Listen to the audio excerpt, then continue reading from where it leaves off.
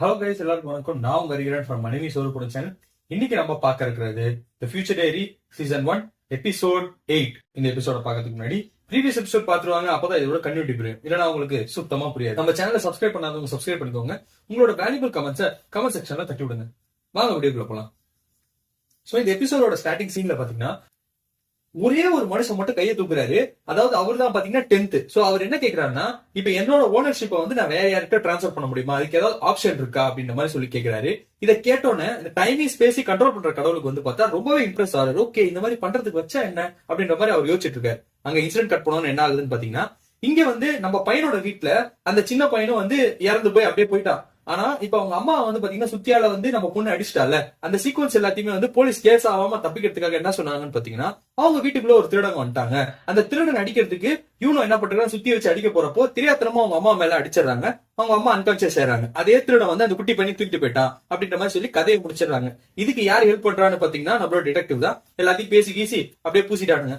இங்க முடிஞ்சவன நம்ம பையன் என்ன பண்றான்னா, இது எல்லாத்தையுமே ப்ராசஸ் பண்ணி யோசிச்சுட்டு போயிட்டே இருக்கான். அடுத்து எவன் எங்க வந்து அடிக்க போறான்னு தெரியலையே அப்படின்ற மாதிரி சொல்லி போயிட்டு இருக்கான். அப்போ அவனே எதிர்பார்க்காம அவனை ஒரு ஆள் ஃபாலோ பண்ணிட்டே வந்துட்டு இருக்காங்க. அது யாருன்னு பாத்தீங்கன்னா நம்ம பொண்ணு யூனோ தான். அவன் என்ன சொல்றான்னா, இன்னைக்கு நீ பாக்கிறதுக்கு ரொம்ப அழகா இருக்கடா அப்படின்ற மாதிரி சொல்றான். நம்ம பையனுக்கு ஐயோ இந்த சனியை பிடிச்சவ என் பின்னாடியே துரத்திட்டு இருக்கா, இவளை எப்பயாவது விட்டு தொலைலான்னு பார்த்தா இவளை விடவே முடிய மாட்டேங்குது, இவ ஒருத்தியே போதும் என்ன நாசமாக்கிறதுக்கு அப்படின்ற மாதிரி அவன் யோசிச்சுட்டு இருக்கான். அப்போ சடனா இவனே எதிர்பார்க்காம ஒரு பையன் வந்து பாத்தீங்கன்னா ஆப்போசிட்ல இருந்து இவனை பாத்துட்டு இருக்கான். இவனும் அதை நோட்டீஸ் பண்றான். யாரா அவன் என்ன அப்படியே பாத்துட்டு இருக்கான் முறைச்சு அப்படின்ற மாதிரி அவன் யோசிச்சுட்டே இருக்கான். இவங்க ரெண்டு பேரும் ஒருத்தர் பாத்துட்டு இருக்காங்க.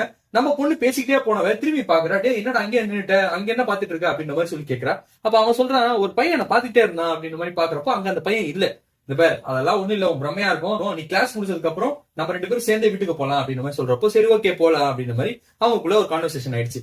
இப்போ இவன் வந்து ஸ்கூலுக்கு போறான். ஆக்சுவலா பாத்தீங்கன்னா இதுக்கு முன்னாடி இந்த ஸ்கூல் வந்து பார்த்தா மொத்தமா தரமட்டாக்கிட்டானுங்க. ஸ்கூல்ல இதுக்கு மாதிரி வேலையே செய்யாது, அந்த மாதிரி ஒரு நிலைமைக்கு போயிடுச்சு. இப்போ புதுசா ஒரு ஸ்கூல்ல போய் சேர்ந்திருக்கான். இப்பயாவது ஒரு நல்ல ஃப்ரெண்ட்ஸ் யாராவது கிடைக்கணும் எனக்கு. ஏன்னா பழைய ஸ்கூல்ல வந்து பாத்தீங்கன்னா எல்லா பையிலும் அவன் ஒரு ஏலியன் மாதிரி தான் பார்த்தானுங்க. போனும் ஸ்கூலு வீடு இதேதான் ஒரு ப்ராசஸா வச்சிருந்தான். அட்லீஸ்ட் இங்கேயாவது ஏதாவது ஒரு 2 பேர் தேர்வானுங்க, நம்ம ஃப்ரெண்ட்ஸா இருக்கலாம் அப்படின்ற மாதிரி நினைச்சுதான் நம்ம பையன் போறான்.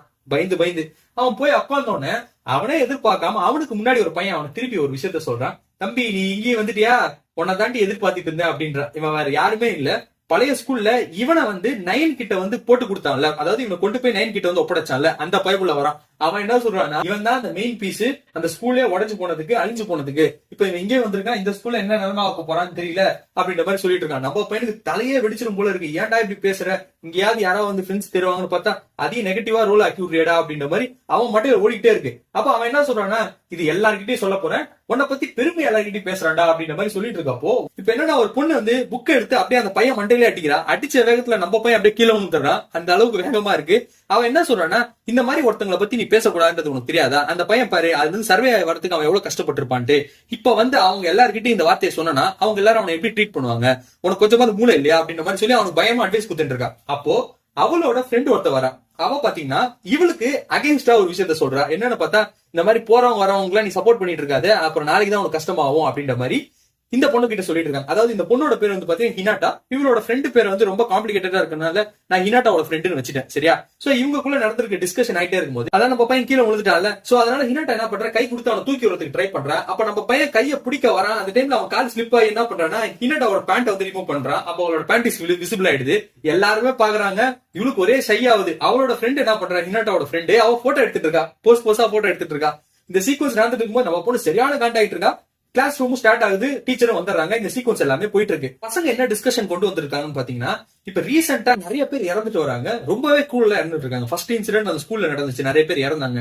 இப்ப பாத்தீங்கன்னா உங்க வீட்டாண்டி நிறைய பிரச்சனை நடந்துச்சு. அதெல்லாம் இல்லாம இப்ப இந்த பார்க் ஆண்டா இருக்குல்ல, அங்க பாத்தீங்கன்னா நாய்கள்லாம் வந்து எல்லா மனுஷங்களையும் கடிச்சு கொதறிட்டு இருக்கு அப்படின்ற மாதிரி ஒரு விஷயத்த சொல்லிட்டு இருக்காங்க. ஆனா ஒரு நாயால அந்த அளவுக்கு டீப்பா கடிக்க முடியாது, இந்த சீக்வன்ஸ் ஏன் இப்படி நடக்குது அப்படின்ற மாதிரி இவங்களுக்குள்ள டிஸ்கஷன் நடந்துட்டு இருக்கும்போது ஹினாட்டா ஒரு விஷயத்த சொல்றா. அதை நம்ம என்னன்னு போய் பார்க்கலாமா, அந்த ஏரியா வந்து ஆக்சுவலி இப்போ வந்து பாதிப்புல ஏற்பட்டிருக்கு. ஆனா அதை தவிர்த்து அதுக்கு பக்கத்துலயே ஒரு ஏரியா இருக்கு, அது ரொம்ப சூப்பரா இருக்கும், அங்க நம்ம போனோம்னா பயங்கரமா என்ஜாய் பண்ணலாம் அந்த ஸ்பாட்ல அப்படின்ற மாதிரி சொல்றப்போ நம்ம போய் யோசிக்கிறான். ஐயோ அது கொஞ்சம் பயமா இருக்குமே அப்படின்ற மாதிரி போது இல்ல நம்ம எல்லாருமே ஒன்னா போலாம், ஒன்னும் பிரச்சனை இல்லை, எனக்கு அந்த இடத்த பத்தி நல்லா தெரியும்னு சொல்லிட்டு இவங்க 4 பேரும் அப்படியே கிளம்புறாங்க. இப்ப என்னன்னா ஆல்ரெடி நம்ம பையன் வந்து நம்ம பொண்ணு கிட்ட சொல்லிருந்தா இந்த மாதிரி நம்ம 2 பேரும் ஒன்னா போலான்ட்டு. இப்ப இவங்களும் வரப்போ வேற ஆப்ஷனே இல்ல, சரி வாமா நீயும் போலாம் அப்படின்ற மாதிரி சொல்லி நம்மளோட யூனோ வந்து இவங்க கூட சேர்ந்துக்கிறான். ஆனா யூனோக்கு இது சுத்தமா பிடிக்கல இவங்க கூட போறது நம்ம பையன். ஆனா இந்த பையனுக்கு என்னன்னா ஃபர்ஸ்ட் டைம் நம்ம ஒரு ஃப்ரெண்ட்ஸ் வந்து வெளில கூப்பிட்டுருக்காங்க, அந்த சீக்வன்ஸ் நல்லா என்ஜாய் பண்ணணும் அப்படின்றதுக்காக பயங்கரமா என்ஜாய் பண்றான் ஈச் அண்ட் எவ்ரி ஸ்டெப்.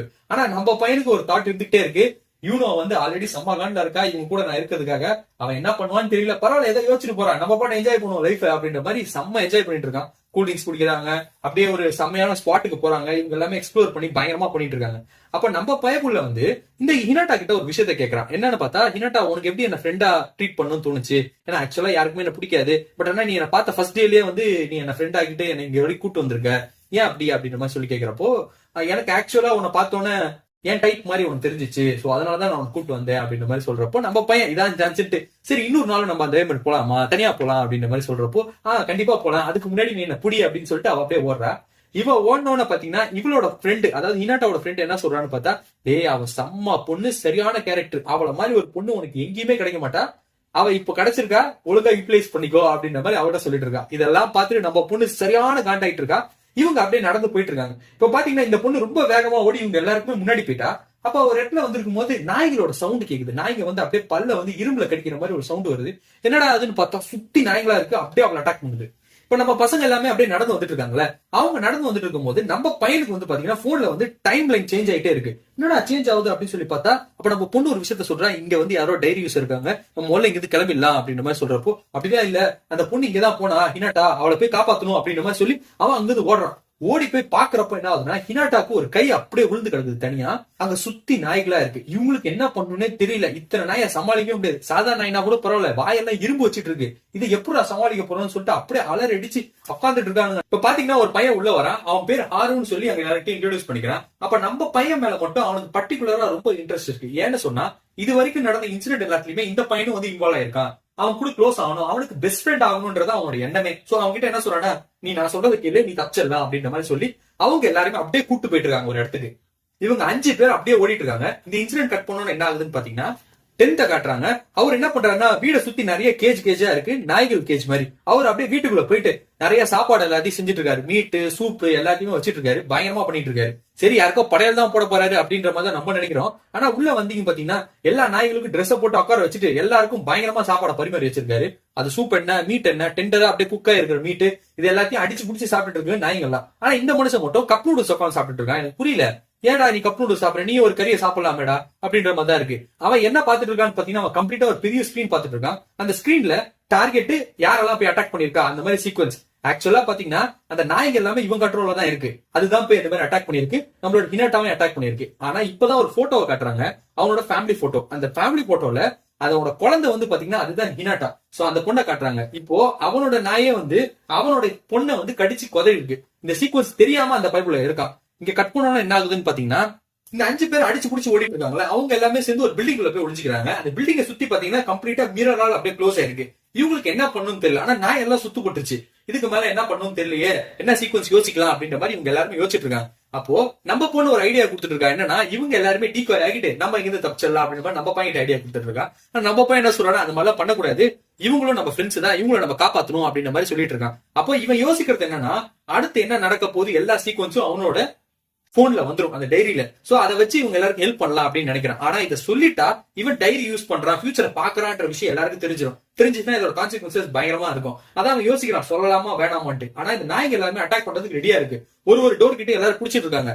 இப்போ ஒரு நாய் உள்ள வந்துட்டா கூட மொத்த பேரும் காலி, எதுவுமே பண்ண முடியாது. இந்த சீக்வன்ஸ்னால நம்ம பையன் யோசிச்சுட்டே இருக்கான், சரி என்ன ஆனாலும் பரவாயில்ல சொல்லுவோம் அப்படின்ற மாதிரி சொல்லிட்டு அவன் ஃப்ரெண்டு கிட்ட சொல்றான். அதாவது அவன் பழைய ஸ்கூல்ல இருந்தான ஃப்ரெண்டு, அவங்க கிட்ட டே இந்த சைடு போடா அப்படின்றான். நானா போக மாட்டேன் நீ சொல்றதெல்லாம் கேட்டு அப்படின்ற மாதிரி சொல்றப்போ நம்ம பையன் போய் அந்த இடத்துல நிக்கிறான். ஒரு நாய் வந்து அப்படியே அந்த இடத்துல இடிக்குது. அப்புறம் இன்னொரு பொண்ணு கிட்ட சொல்றான், அதாவது ஹினாட்டா ஒரு ஃப்ரெண்டு கிட்ட, நீ இந்த சைடு போ. அவங்க எல்லாருக்குமே ஒரு வேலை கொடுக்குறாங்க, இங்க போங்க அங்க போங்க, இங்க போங்க அங்க போங்க. எல்லாருமே அதே இடத்துக்கு போறாங்க. நாய் எதுவுமே உள்ள என்ட்ரு ஆகல. கொஞ்ச நேரத்துக்கு அப்புறமா என்ன ஆகுதுன்னா, எல்லா நாயும் அங்க இருந்து போயிடுது. போனோடனே இந்த பழைய ஃப்ரெண்ட் ஒருத்தர் இருந்தான்ல பழைய ஸ்கூல்ல இருந்து, அந்த பையப்புல சரியா இம்ப்ரெஸ் ஆயிட்டான். டே நீ செம்மடா, உன்னால எப்படி ஃபியூச்சர் ப்ரெடிக்ட் பண்ண முடியுது, சரியான ஆல்ரெடி நீ அப்படின்ற மாதிரி சொல்லி அவன் போனை பார்த்துட்டு இருக்கான். ஏன்னா இங்க போனை பார்த்தாட எல்லாத்தையும் சொல்லிட்டு இருக்கா, அது எப்படா அப்படின்னும் போது, இல்லடா இது வந்து ஃபியூச்சர் டைரி, என்னால வந்து நெக்ஸ்ட் என்ன நடக்க போகுதுன்ற சீக்வன்ஸ் எல்லாமே எனக்கு வந்துடும், அதை வச்சு என்னால எல்லாம் பண்ண முடியும் அப்படின்ற மாதிரி சொல்றப்போ ஹினாட்டாவோட ஃப்ரெண்ட் என்ன பண்றான்னா கத்தி எடுத்துட்டு அப்படியே நம்ம பையன் கழுத்துல வச்சுட்டு அவன் கையில இருக்க போனை பிடிங்க அப்படியே அவனை பிடிச்சி வச்சுட்டா. பிடிச்சி வச்ச கொஞ்ச நேரத்துல அந்த கதவை திறந்து ஒரு பர்சன் உள்ள வராங்க. அது யாருன்னு பாத்தீங்கன்னா ஹினாட்டா. அவன் ஹினாட்டாவை பார்த்தோம் நம்ம பையனுக்கு ஒண்ணுமே புரியல. ஏடி நீ தான் செத்து கிடங்கேடி இப்படி வரையா அப்படின்ற மாதிரி சொல்றப்போ அவ சொல்றா இது எல்லாமே டிராமா, ஆக்சுவலா எனக்கு எதுவுமே ஆகல, ஜஸ்ட் ஒரு சீக்வன்ஸ் தான் அது அப்படின்ற மாதிரி சொல்றப்போ நம்ம பொண்ணுக்கு கையும் எதுவும் ஆகல, எல்லாமே செமையா இருக்கா. அந்த போனையும் வாங்கிட்டு அவன் என்ன சொல்றானா நான் வந்தது உனக்காக இல்ல, நான் வந்தது அவனுக்காக அப்படின்ற மாதிரி ஹாருவை காட்டுறான். ஹாரு ஒரு டைரி யூசர் சொன்னோன்னே இவங்க எல்லாம் செம்ம ஷாக்கு. ஹாரு டைரி யூசரா, ஆனா அவன் டைரி யூஸ் பண்ணி நாங்க பார்க்கவே இல்லையா அப்படின்ற மாதிரி சொல்லிட்டு இருக்கும் போது சோ இந்த சீக்வன்ஸோட இந்த எபிசோட் முடியுது. அடுத்த எபிசோட் இன்னும் இன்ட்ரெஸ்டிங்கா இருக்கு, அது நாளைக்கு பார்க்கலாம். Until then, bye from you, Hariharan from Manimi Soru Production. Thank you.